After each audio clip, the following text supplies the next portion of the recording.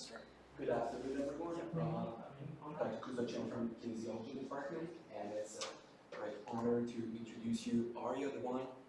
She's very reliable, very hardworking. Currently, she's working in my lab and collecting data, helping me a lot. And today, she's going to talk to you about the effects of creatine supplementation on exercise performance. All right, good afternoon, everyone. Thank you for having me. Again, I'll be discussing oral creatine supplementation and how it may positively affect athletic performance. So the purpose of this research was to provide evidence of positive creatine supplementation results. Just a quick show of hands, is anyone familiar with creatine supplementation? All right, awesome. Creatine, just a little bit of a background about it. It's an organic compound that is naturally produced in the body from certain amino acids. It is one of the most popular nutritional supplements for athletes and non-athletes alike because of its consistent output of positive results.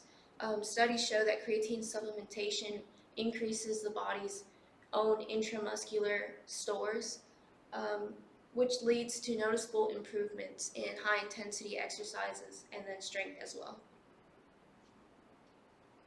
Some possible concerns or problems with creatine is that people are just concerned with negative side effects that it may have and whether it is safe for people of all ages, children, young adults, as well as elderly populations, and then the expense of the supplements. A little bit more background regarding creatine is it is one of the most popular nutritional ergogenic aids for athletes. As far as supplementation goes, research has shown that creatine supplementation increases intramuscular creatine stores within the body's own natural concentrations. Creatine aids in post-exercise recovery, injury prevention, and then is also used in rehabilitation clinics and settings as well. And then there's also a clinical application for creatine. There's been some research whether it affects neurodegenerative diseases such as osteoarthritis and diabetes. Protocols for supplementing creatine. The most effective way to increase creatine stores within the body is to ingest about 5 grams 4 times daily for 5 to 7 days, or about 0.3 grams per kilogram of your own body weight.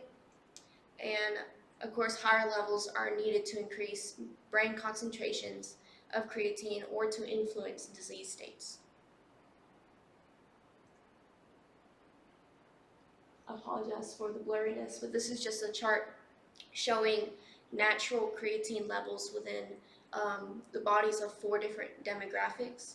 And somebody that is a vegetarian, they're going to have naturally lower levels of creatine within their body. And then an average person on a normal diet is going to have slightly higher. And then somebody who is creatine loading or creatine loading with carbohydrates or carbohydrates and protein increases their body's own natural stores. And research has also shown that taking creatine alongside carbs and protein helps creatine have greater results than just without carbs or protein. Potential ergogenic benefits of creatine supplementation is that it increases single and repetitive sprint performance. So this would be very beneficial to track athletes, runners, long distance or short distance. It increases work performed during sets of maximal effort muscle contractions. Creatine increases muscle mass and strength adaptations during training as well.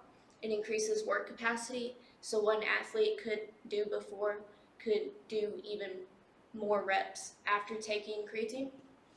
It enhances recovery, so creatine helps with rebuilding muscle that's been torn down or damaged during exercise. So that's how it enhances the recovery of the athlete. And then also it helps with greater training tolerance. Here's just some more examples of sport events that may be enhanced by creatine supplementation. We have swimming, cycling, soccer, running, and weightlifting. As far as swimming goes, swimmers will experience greater anaerobic capacity and endurance, so how long they can go and how well they can breathe while they're training.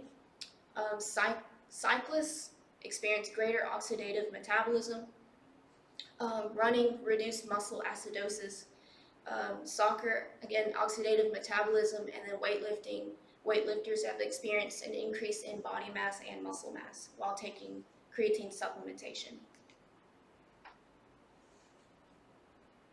And then I don't have a slide in here for it, but as far as the expense of creatine, it ranges from about $25 to $75, just depending on the amount that you get in the store. But it lasts for a very long time, so it's comparable to vitamins or multivitamins that someone would get. Because creatine is found in high amounts in the food supply naturally, its use is not banned by any sport organization. Again, it enhances recovery, and then it helps athletes who deplete large amounts of glycogen during their training. Evidence also suggests that creatine supplementation may reduce muscle damage or enhance recovery from intense exercise, and then it has also helped athletes tolerate exercise in the heat. Creatine has been used with people that are not necessarily a professional athlete. A large body of evidence now indicates that creatine supplementation increases muscle availability of creatine and can therefore enhance acute exercise capacity and training adaptations in adolescents, younger adults, and older individuals. There are also some potential medical uses for creatine. Given the role of creatine in metabolism, performance, and training adaptations, a number of researchers have been investigating the potential therapeutic benefits of creatine supplementation in various clinical populations. Creatine has been given in studies to women who are pregnant to see if it reduces their negative side effects during pregnancy and if it helps enhance fetal development. There's also been creatine given to older populations in studies to help lower cholesterol and triglyceride levels and reduce fat accumulation in the liver, and then also to see if creatine may affect any neurodegenerative diseases for the better. Creatine is a very safe supplement. The only consistently reported side effect from this supplement has been described in research has been weight gain. Performance-related studies in adolescents, younger individuals, and then older populations have consistently reported positive athletic benefits with no clinically significant side effects. So an acceptable nutritional strategy for younger athletes who are involved in serious supervised training, are consuming a well-balanced and performance-enhancing diet, are knowledgeable about appropriate use of creatine, and also do not exceed recommended dosages, will experience these positive side effects. So in conclusion, creatine remains one of the few nutritional supplements that research has consistently shown has positive ergogenic benefits.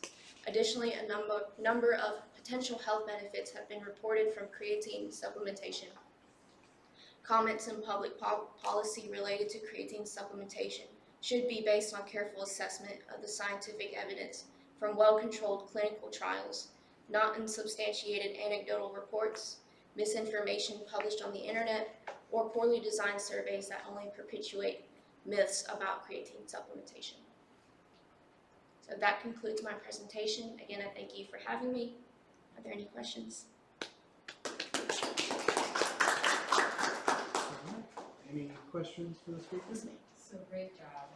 I wanted to ask, I know that supplements can be such an unregulated field, and as long as they're taking it with the correct dosage, obviously, but has there been any research that looks at the impact if the dosages aren't followed at all? Or, because I would gather that some people that are taking it Yes, ma'am. Well, I personally will always like Google something before I start going crazy with it. But there has been to see if there's like any chance of like overdose or negative side effects, and the most that has been reported is just maybe like slight tingling on like the tongue. But there hasn't been any like giant adverse side effects just from like my research. Exactly. The effects of even between like 20 to 25 grams for like 7 to 14 days haven't shown any type of side effects, so it's pretty safe actually. And it's safe. So your professor described that you have hand collect data in the lab. Can you describe like, did you use a lab to do your research? How did that have your research? Well, what we're doing this semester is not on creatine, but basically we have an idea of what a supplement can do, just a hypothesis, and then the research would be to either confirm or deny the like side effects that anybody is concerned with. Did that answer your question?